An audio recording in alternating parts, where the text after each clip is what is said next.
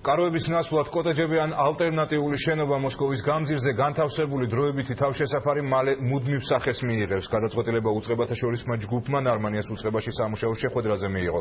კონკრეტულ გეგმაზე სხვადასხვა უწყების წარმომადგენლები იმუშავებენ. თავშესაფრის ადგილად კი ორხევის დასახლება ან თბილისი რუსთავის გზატკეცილის მონაკვეთი განიხილება.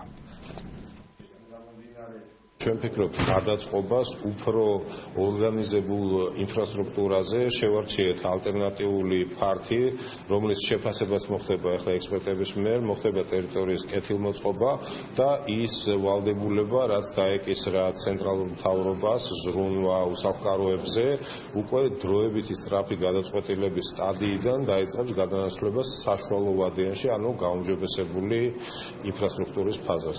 გავეცით შესაბამისი დავალებები მუნიციპალური განვითარების ფონდის მიმართ, რომ მან გააკეთოს შესაბამისი მონახაზი, პროექტი და ხარჯ დააღწვა და წარმოადგინოს კომისიის შემდეგ სხდომაზე იმისათვის, რომ შემდგომ გამოიყოს დაფინანსება შესაბამისი ადგილის მოწესრიგებისათვის, ასევე ვიმშელეთ პირობების გაუმჯობესებასთან დაკავშირებულ საკითხებზე.